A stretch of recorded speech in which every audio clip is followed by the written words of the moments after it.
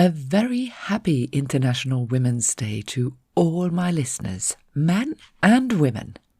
Before I kick off today's episode, I want to say a great big thank you for listening and re-listening to January's podcast. I can't believe how many of you listened to it more than once. That is so cool. Thank you for all your emails. I am thrilled to hear how much you got from the Review and Renew workbook, which you can still download from the email circular. And yes, of course, I will make more workbooks for you. In fact, I've nearly finished the first workbook for Therapy on the Page, my life and memoir writing program, which, as I mentioned in the last episode, is launching imminently. I'm really excited about that. But now, on to today's show, which is all about International Women's Day, Mother's Day, world population growth, Irish family and care referendum, and a sure way out of poverty, according to, well, let's say, not just my grandmother. So what, if anything, does International Women's Day mean to you? To me, this is the most important day in our calendar because, and this is my belief, autonomy for women is the key that opens the door to a better, sustainable future for all of humanity. Strong words? Yeah, I know. Because I am so passionate about this subject. I'm also worried about talking about it, both because I'm not an expert and also because it's political, and my weakness is avoiding conflict and trying to please everyone, which is impossible for anyone who wants to have a voice and be heard. So I need courage to talk about this. And where did I go to find it? My memoir group, of course. When I told them I wanted to write about this subject and read them some of my ideas, this circle of incredible women writers gave me a hell yes, you must. And then, of course, they proceeded with their sound advice on what to include and what to take out. Honestly, guys, I don't know what I would do without my women writing circles. I don't think I could even do this work without them. You need someone to share your ideas with before you put them out in the world, you know? Do you have a safe writing community to support you and your ideas? If not, you're welcome to join one of mine. I have a few. So just hit reply on the latest circular, the email, and I will help you find one that is perfect for you and your time zone, because that's what I find. I have a lot of writing circles, but they don't always suit my time. Powerful communities like my memoir group, where I am encouraged and supported to speak my truth and be safe, is one of the reasons International Women's Day feels so important to celebrate. We need strong communities to thrive, and women need full autonomy. Without women's right to self-determination and autonomy, wars and famine will persist. There, I said it. And I believe this is true because autonomy for all women directly links to global population growth. Maybe my beliefs comes from growing up in Norway, where I had some very strong and courageous female role models to learn from. Mormor, my grandmother, the one you all know and love from my memoir, was one of them. And I bow in gratitude to both my grandparents, Mormor and Morfar, for their foresight. Both of them came from large Norwegian families, and they were determined to change their future, as well as mine and my child's future, though I'm not sure they thought that far ahead in the 30s when they started their family. Still, Ruby for sure feels the effect of their decision today. The only way out of poverty is to have fewer children. That's what Wumor believed. And in a time before contraception, Morfar fully supported and respected her wish to only have 2 children. Many of their peers did the same. But for women to safely make this choice, especially where contraception is not freely available, the men in their life must respect and honour their right to choose when and how many children they want to welcome and care for in their lifetime. Children needs a lot of love and attention. And I'm just thinking now, the saying, save the rod and spoil the child, probably came from an era where there were very large families, and the best way to rear children was to give them a slap so they fell in line. But today, I for one knows that this kind of child rearing does not good children make. Anyway, I digress. Obviously, the basis and ability for our choices are experience and knowledge, education, and how financially secure we are. We have to be able to trust that the power of our choices are respected. Honestly, I can't see how societies can achieve this without women's right to self-determination and financial security. In my teens, my mum physically used her knuckles to knock into my head the importance of getting a good education and a job so that I would always be financially independent of a man. Obviously, she meant a husband. It wasn't until I was writing Speak Truth Lies that I found out her motherly indoctrination happened during a time when she wanted to divorce my father, but she couldn't because she couldn't afford it. I know, spoiler alert if you hadn't already read my memoir, but no doubt she felt trapped in her marriage and blamed her lack of education and motherhood for her financial situation. Yes, my mother was pregnant when she got married. In fact, I was born a month after their wedding day. There was no shame in it, according to my mother, but it did make her financially dependent on my father. I was 15 when I got my first summer job and stopped relying on my parents for pocket money. I got a good education, and after a few years of backpacking and moving to Dublin and then London, I had a great career, until I became a mother. At 39, and we moved to Limerick, away from my job that I had at the time. But for the past 8 years, when we've lived abroad, and I wrote Speak Truth Lies, I have been fully financially dependent on Shane. This doesn't feel good to me. And now, when we're back in Ireland, the urgency for me to earn an income is tick-tocking like an old-fashioned alarm clock. And honestly, it feels scary and it's stressing me right out. I know what I want to do, but how much longer can I continue doing creative writing work without getting paid? How much longer can I live without financial freedom? Here's to hoping for more book sales and a great success for Therapy on the Page, my life and memoir writing program. So if you can, please share this podcast and tell all your friends about it. Please, please, please, and thank you. As you can hear, when I speak about female empowerment and financial independence, I'm a bit of a contradiction, and it feels right now that I'm living in a very traditional, old-fashioned kind of marriage where Shane earns all the money and I do most of the caring. Not quite typical Irish, though. Did you know that when Shane's mum married, she was forced by law to leave her job? I'm not kidding. It was called the marriage bar and applied to women civil servants. You can look it up if you don't believe me. The marriage bars in the private sector were finally abolished in 1977, when European law made it illegal to discriminate in employment on the grounds of sex and marital status. That's only 46 years ago, and contraception back then was illegal.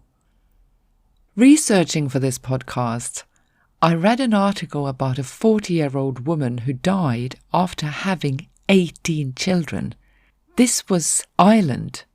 Can you imagine the poverty? The contraception pill was made legal here in Ireland in 1979, but you had to be married to get it. It wasn't until 1985 that sales of condoms to people over 18 was legalised. And they were sold through certain, I can imagine, very few outlets. 1985!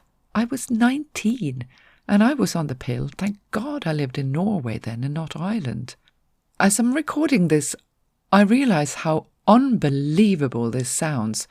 So I'm going to give you the link to a page where I will collate all my sources so you can look this up for yourself. Just check for the link in the show notes or just go to my website and click the podcast tab. Today in Ireland, contraception is free for women between 17 and 30. Even a doctor's appointment to get the prescription is free. That is a huge step towards women's self-determination. Abortion became illegal in Ireland in 2018, and that was the 36th amendment to our constitution, which can only be amended by way of referendum. And today, on this International Women's Day in 2024, we have a new referendum. It will be the 40th amendment to our constitution.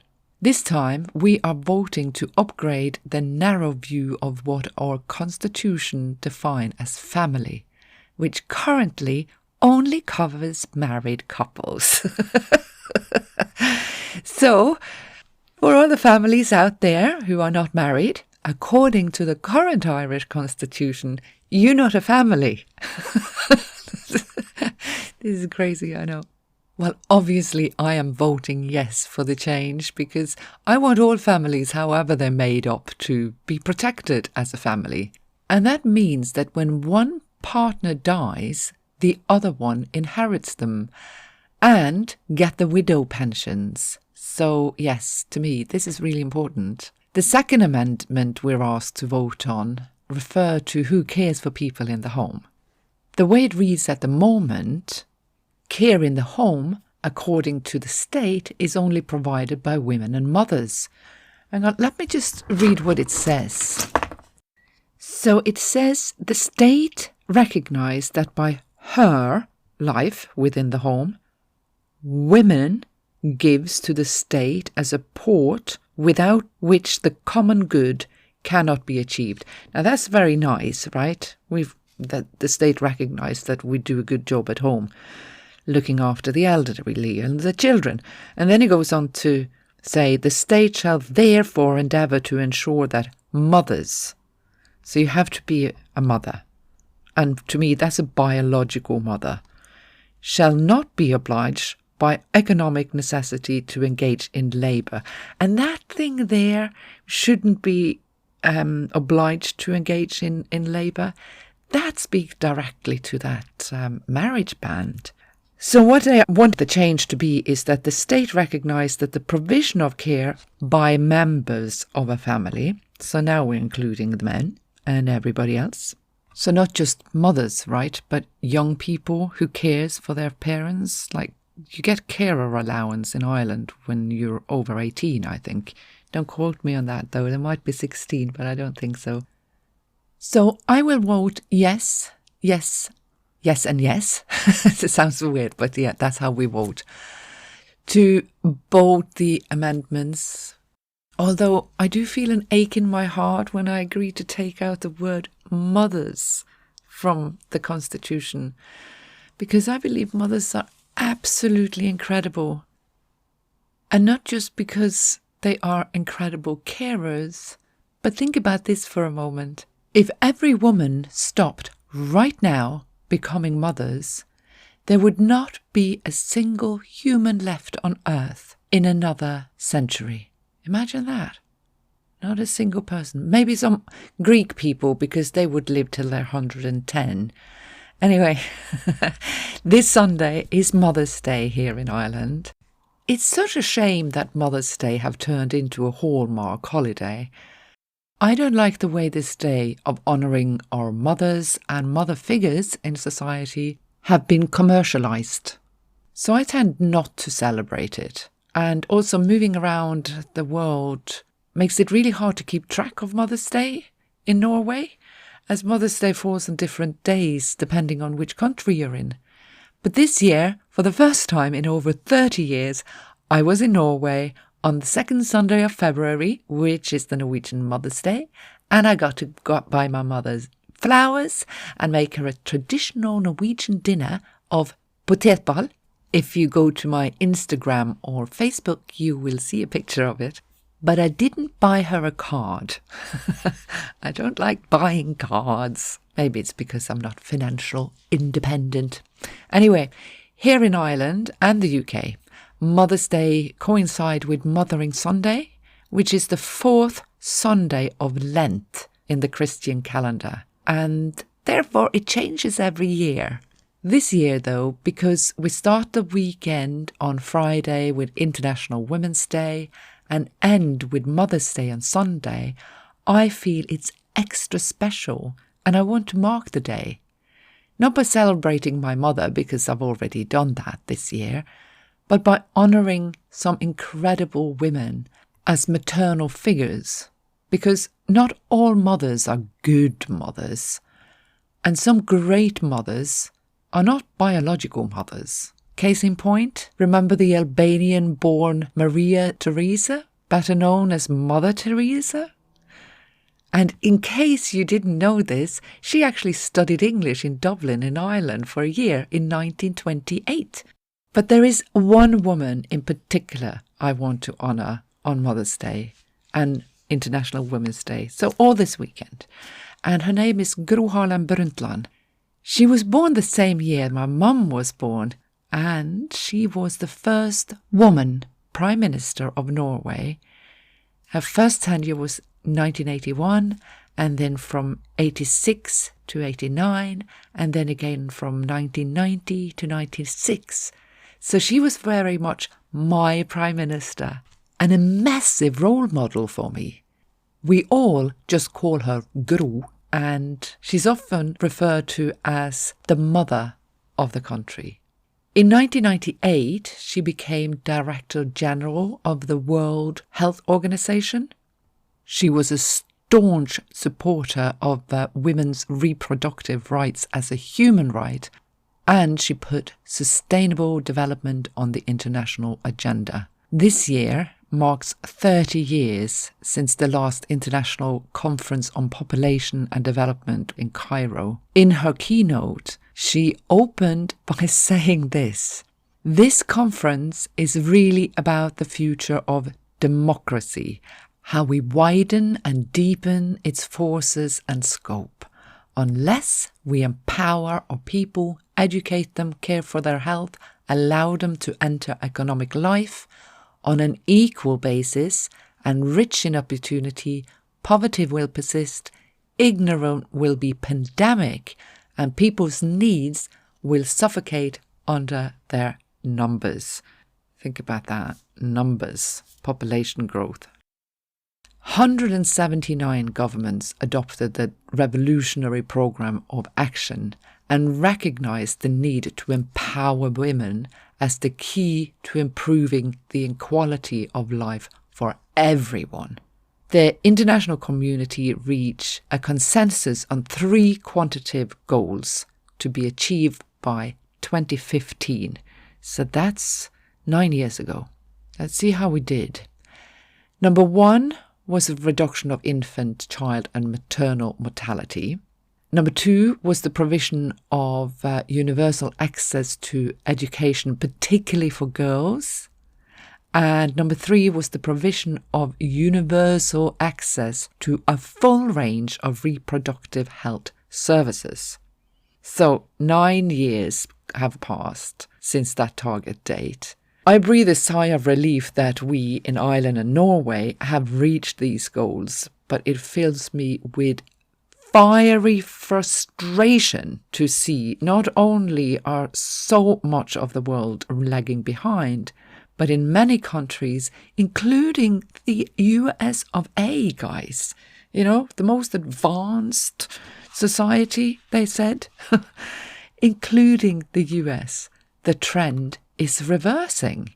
It's heartbreaking that women, mothers, are denied their right to say no to unwanted pregnancies when the world's population and poverty keeps growing. It is fueling global warming and instability for everyone, all because patriarchs, dictators, madmen, so desperate for more world power, rules with an everlasting hunger for more soldiers to carry out their wars. Shifting world orders, they need soldiers. They can't afford for women to decide if they want to have less children. I'm sorry. We need more Gros on the world stage. Here's another quote from her keynote. Sometimes religion is a major obstacle. This happens when family planning is made the moral issue. But morality can not only be a question of controlling sexuality and protecting unborn life. Mortality, she goes on to say, becomes hypocrisy if it means accepting mothers suffering or dying in connection with unwanted pregnancies, illegal abortions, and unwanted children living in misery. You can just imagine the trouble she got into with the Vatican and with leaders like Prime Minister Benazir Bhutto from Pakistan, who condemned abortion as un-Islamic. I'll leave you a link to the whole speech on my website. So on this International Women's Day and Mother's Day weekend, I can't help but to think about Mormor, who at the time Gro and Mom was born, my grandmother was already making her own reproductive choices. A choice Gro believed is a human right, a choice she became a world-famous advocate for. As I sign off today, I hear Mormor's soft, high-pitched voice saying those words again. The only way out of poverty is to have fewer children. And yes, I agree. And for every woman around the world to do that, she must have the right to self-determination and autonomy. I've put a few posts up on Instagram and Facebook for us to continue this conversation, and I hope you will come and join me there. For now, I bid you a very happy International Women's Day and Mother's Day if you're in the UK or Ireland this Sunday. If what you heard here today piqued your interest or stirred your fury, please get in touch. I am passionate about women's stories from all over the world, and I would love to hear yours. Thank you for supporting me by buying my memoir, sharing my podcast, and giving it 5 stars. You are awesome.